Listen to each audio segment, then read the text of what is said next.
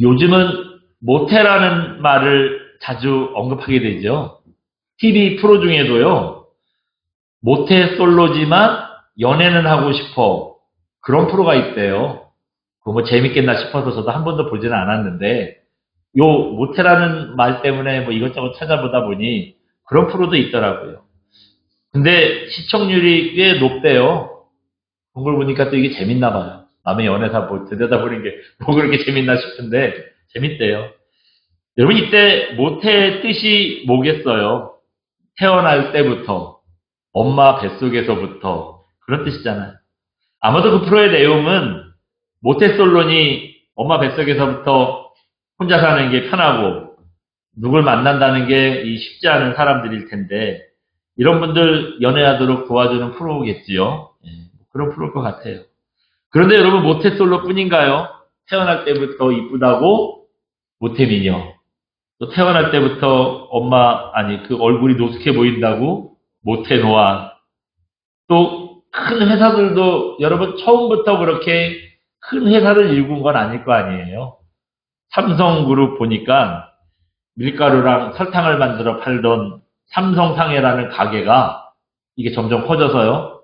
삼성물산이 되고 그 삼성물산이 그 삼성그룹의 모태 회사였다 그러더라고요. LG그룹도 그래요. 우리 어르신들 동동구리모 옛날에 들어보셨잖아요. 그리고 저도 뭐 그걸 쓴 세대인데 럭키치약. 요거 럭키화학 이런 거를 만들던 럭키화학이 그 LG그룹의 출발이었다 그래요. 이렇게 그룹의 출발이 된 회사들을 또 모태기업이다 그렇게 얘기합니다. 여러분 우리 신앙에서도 바로 이런 모태가 붙은 말이 있죠. 무슨 말이죠? 예, 맞아요. 모태신앙. 기도도 못해요. 예배도 못 드려요. 말씀도 못 읽어요. 무조건 못한다 그래서 모태신앙이 아니라 엄마 뱃속에서부터 지금까지 신앙생활 꾸준히 잘하고 있는 상태를 모태신앙이라고 합니다. 모태신앙을 포함해서 모태솔로, 모태노안, 모태기업, 여러분 이런 모태라는 말이 제일 처음 시작된 곳이 바로 오늘 본문 10편 71편이 아닌가 생각이 됩니다.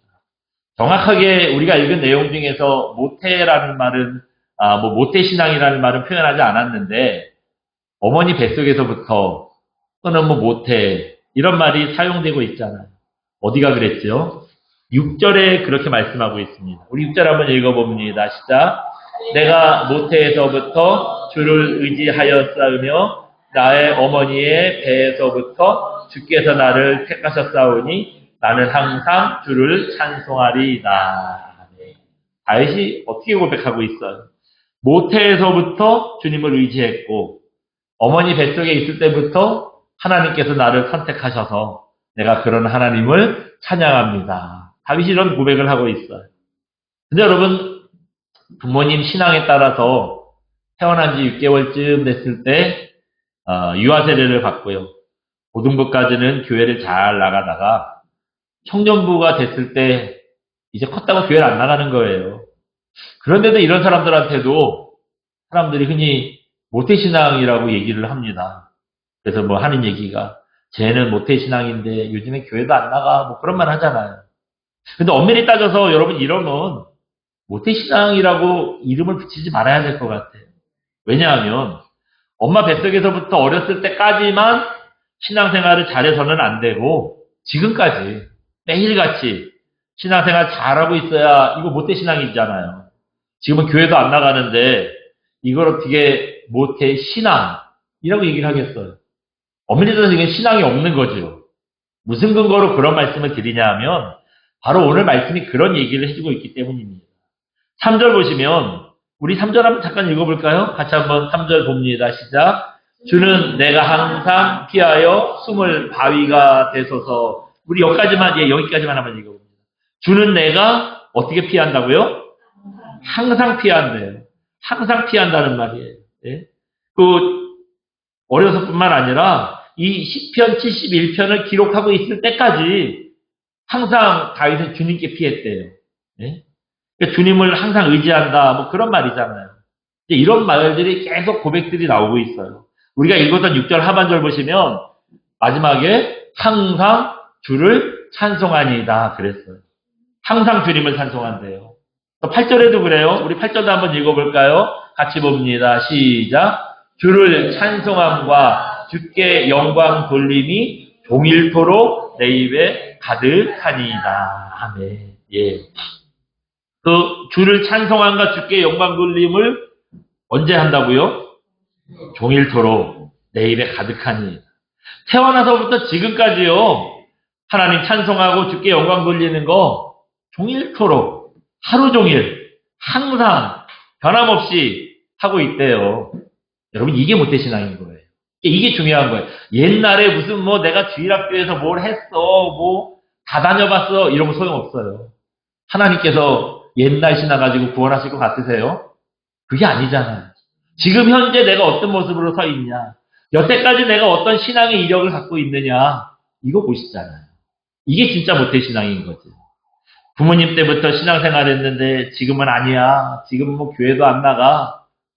회사 가보세요. 그런 사람들 발에 채여요. 스타더라고요. 이런 상태를 모태신앙이라고 할 수 없잖아요. 근데 지들은 교회도 안 나가면서 모태신앙이래.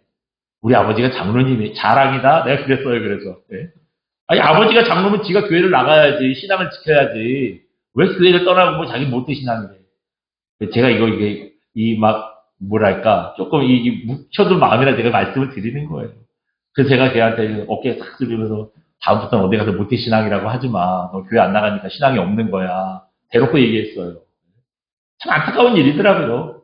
그러나 또 무조건 그렇다고 안 된다고 할 수는 없잖아요. 지금은 그럴지 몰라도 나중에 신앙이 회복돼서 하나님 앞에 나올 수 있잖아요.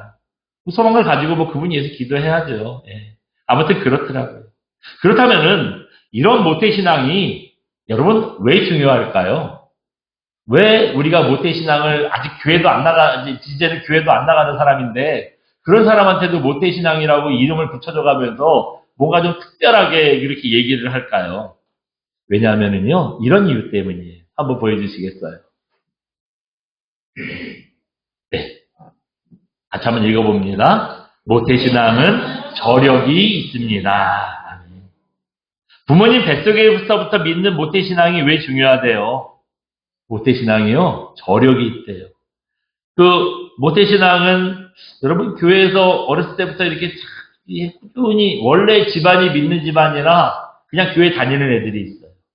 태어날 때부터 교회를 다녔으니 교회를 얼마나 잘 알아요. 그렇다 보니까 신앙생활에 새로운 게 없는 거예요. 늘 뭐 봐왔던 거고 똑같으니까 이러니까 별로 감격도 없고 감동도 없고 기쁨도 없고 그냥 뭐 열심히도 안 해요. 네. 그런데 그냥 그런 것 같은데요.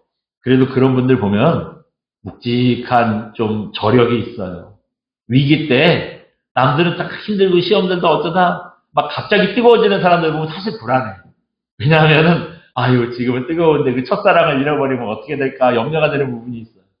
근데 그냥 늘 믿어왔고 이런 사람들 막 바짝 뜨겁고 불을 타고 이러진 않는데요. 흔들림이 없다니까요. 네. 그 처음부터 여태까지 쭉 해오던 관성이 있어서 중간에 좀 어려움이 있거나 시험거리가 있거나 그래도요 시험은 시험이다. 주일 되면 교회 가야지. 어려울 때는 기도해야지. 그 생활의 패턴이 있더라고요. 예.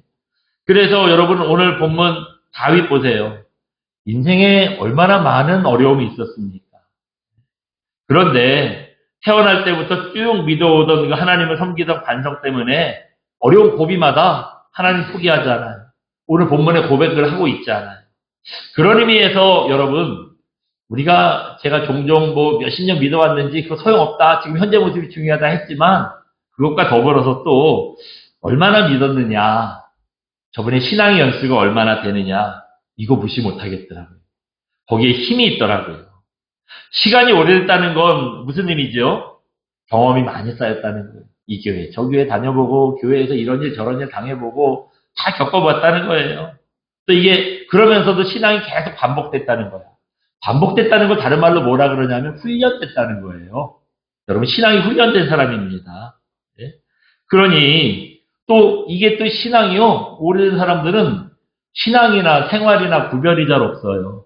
신앙이 생활이고 생활이 신앙이고 다를 게 없어요. 그래서 삶이고 교회고 교회가 이분의 삶이고 그러니까 예수님 빼고는 내 인생을 설명할 수가 없는 거예요. 어떤 인생 살아왔어요? 그러면 하나님과 늘 동행하는 인생 살았어요. 근데 왜 그렇게 교회 열심히 안 해요? 그러면 그래도 주님과 늘 동행해요. 이 확신이 있더라고요. 예. 여러분 어려서 어떻게 지내니 하면은 교회, 학교, 집, 교회, 학교, 집 이게 제 생활의 바운드리예요. 얘기야. 누가 제일 친해? 그러면 교회 친구 아무개가 제일 친해요. 뭐 이렇게 얘기하는 친구들도 많잖아요. 요즘 세상은 예수님 믿는다 그러면 어떻죠? 참 별종처럼 생각을 해요. 별종처럼 생각을 하고 요즘도 교회 다니는 사람이 있냐고 그러고 예?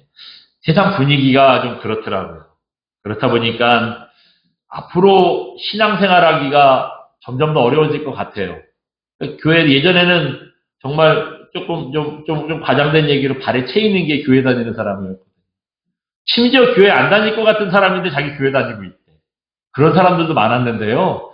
요즘엔 교회 다닌다고 하기가 참 말하기도 좀 멋쩍고 그런 이제 시대가 되는 것 같아요.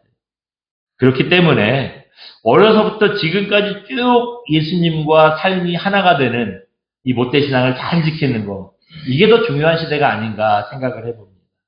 이 시편 71편은요 다윗에 대한 얘기인데요. 앞으로 현재 늙은 다윗이 아니라 앞으로 자기가 나이를 먹어서 늙게 될 다윗이 에 대한 이제 얘기예요. 근데 다윗이 태어날 때부터 모태신앙이었잖아요. 지가 자기 고백하잖아요. 모태에서부터 어머니 뱃속에서부터 하나님 안에서 살았다고. 그래도 그런 사람인데도요. 늙어간다는 게 두려움이 있었나 봐요. 사실 저도 목회를 해보니 그런 마음 들더라고요. 우리 교회도 이제 17년째잖아요. 제법 연식이 됐어요. 그 사이에 제가 잠깐 돌아보니 천국 가신 분들도 계시고 이제 아주 생생했을 때 저랑 같이 신앙생활 시작하셨던 분들도 연로하게 되신 분들도 계세요.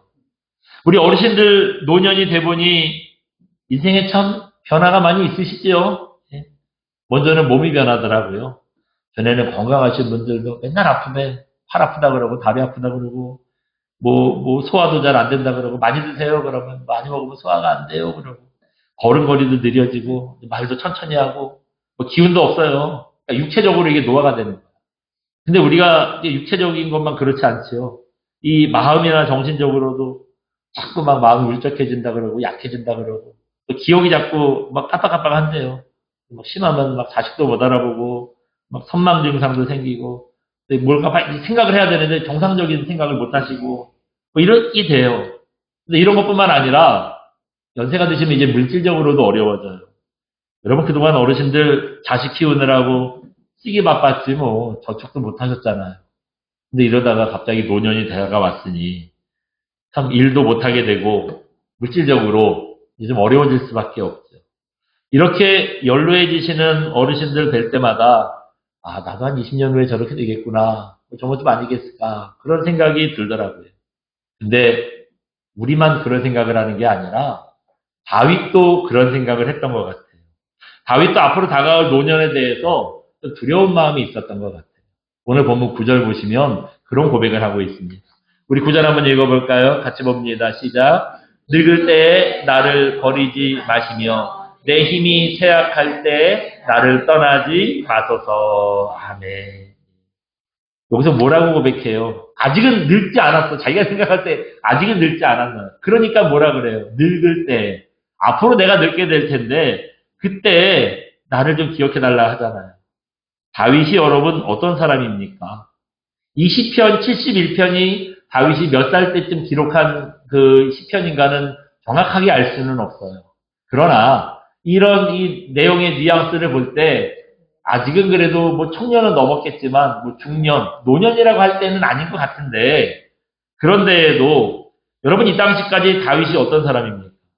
누구보다 강한 사람이에요. 유명했잖아요. 어려서부터 칼도 없어요. 막대기랑 돌멩이 들고 사자랑 곰이랑 맞서 싸웠대요. 그런 사람이고 또 아직 10대 때 10대라 그래서 19, 20이 아니라 그냥 10, 서너 살 때 많아야 그런 정도 예상되는 나이에 블레셋의 3m 거의 골리앗 장군과 싸워 이겼잖아요. 또 이스라엘의 장군이 돼서는 수도 없이 전쟁을 치렀어요. 또 장군이 돼서 나중에 잘 나가는 줄 알았더니 장인 그 사울왕이 갑자기 막 눈이 사람이 미쳐가지고 자기를 시기해서 막 죽인다고 십수년 동안 쫓아다녀요. 근데도 잘 피해 다녀요. 마음이 누구지도 마음이 무너지지도 않고 열심히 잘합니다. 왕이 돼서는 딴 사람도 아니고 아들 압살롬이 아버지를 죽이고 내가 왕이 되겠다고.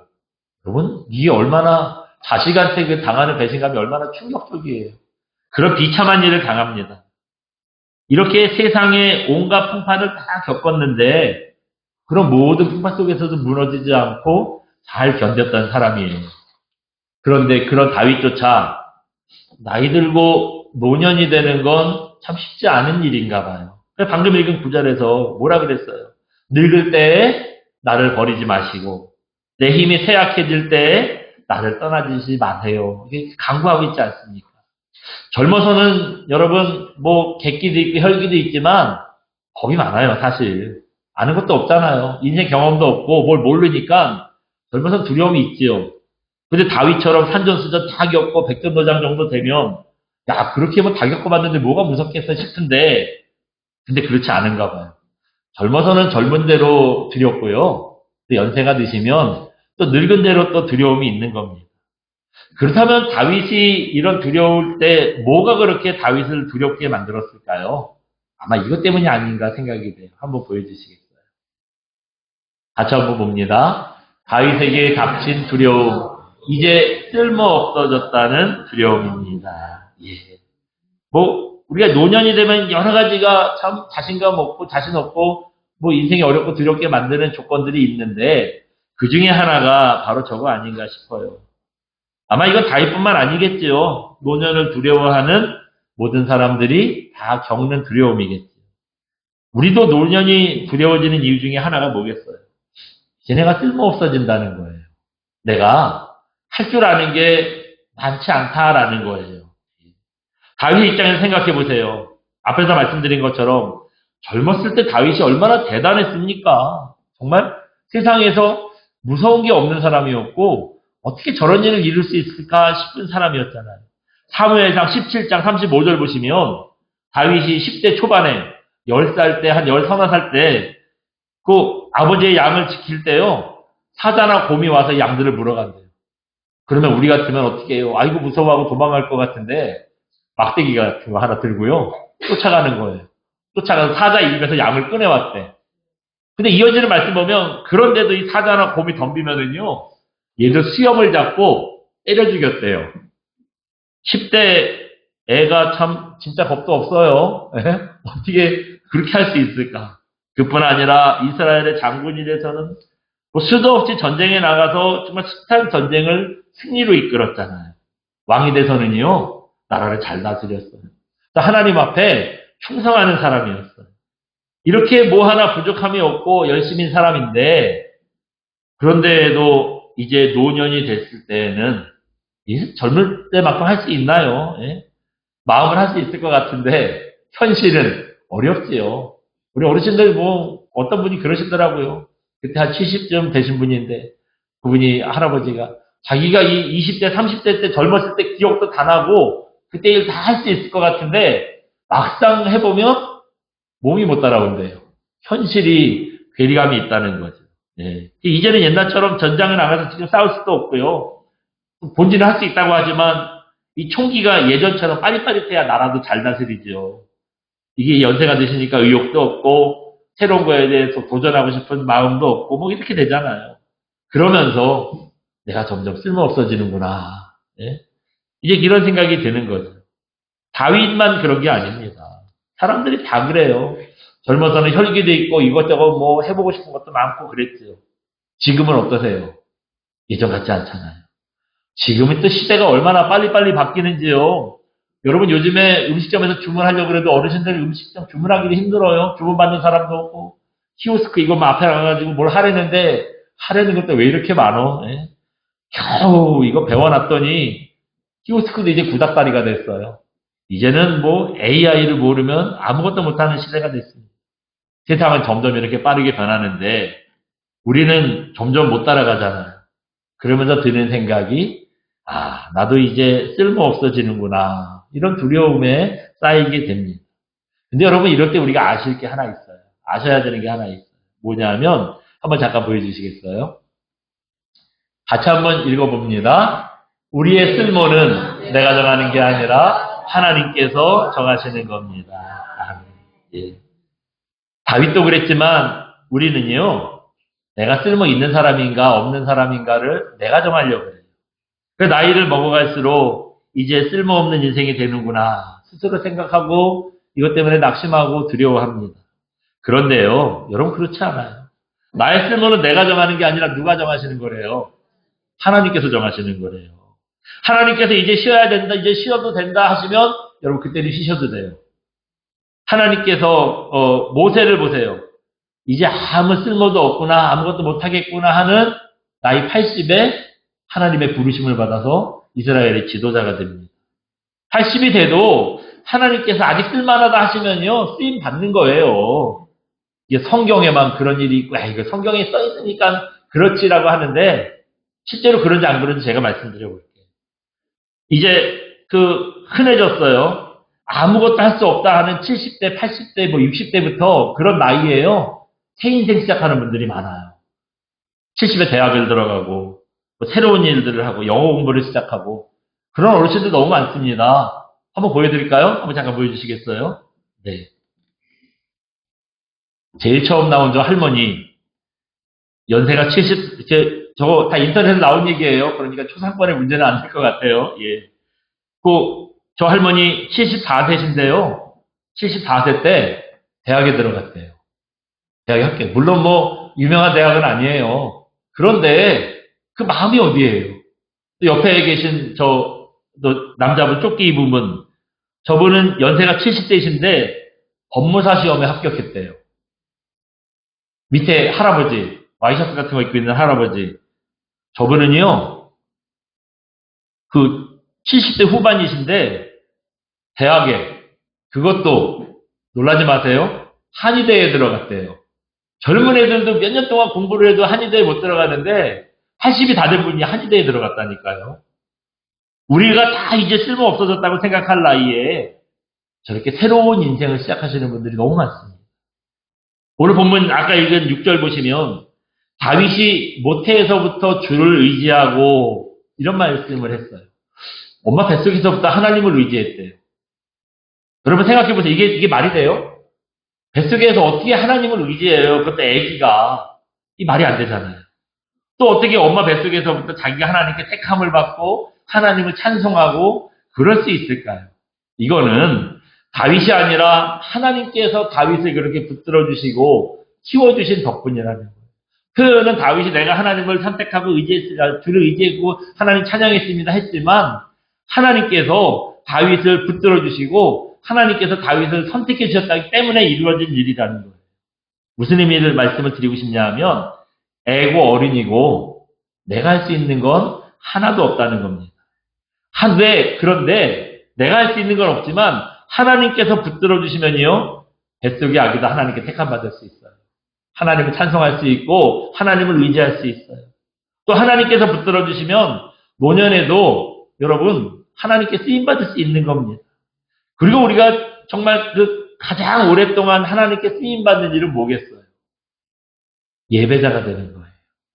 하나님 앞에 기도의 자리를 지키는 겁니다. 그러니까 여러분 이제 연세 드셨다고 나는 아무것도 못하지 하지 마시고요. 여러분 금요기도에 좀 나와주세요. 자리가 비어서 하는 말씀이 아니에요. 우리가 끝까지 할 수 있는 일이 그거밖에 없다니까요. 예배자가 되는 거고 기도의 자리를 지키는 겁니다. 예. 여러분 그러니까 금요기도에 나오셔서 기도해 주시고 열심히 예배 드려주세요. 어르신들 제가 제법 여러 번 겪어봤어요. 그랬더니 연세 드시니까 제일 먼저 되는 일이 뭐냐 하면 집 밖을 못 나가.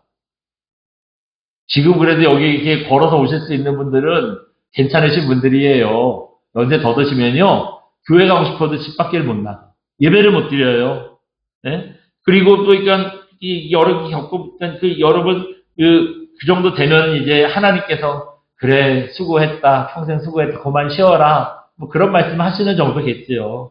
그렇게 되기 전까지 하나님께서 이제 쉬어라 하시지 않았다면 여러분 아직 하나님 앞에 쓸모 있는 겁니다. 아직은 여러분 쓰시는 거예요. 그러니까 거동할 수 있을 때 열심히 나오셔서 여러분 기도하시고 예배자가 되시기를 부탁드립니다. 여러분 그렇기 때문에 내 스스로 한계를 미리부터 정하지 않는 저와 여러분 되시기 바랍니다. 그래서 하나님께서 쉬라고 하실 때까지 열심히 하나님을 섬길 줄 아는 그런 저 여러분 되시기를 주님의 이름으로 축원드립니다. 우리 시간 함께 찬양하고 기도합니다. 주님 다시 오실 때까지 함께 찬양하고 기도하겠습니다.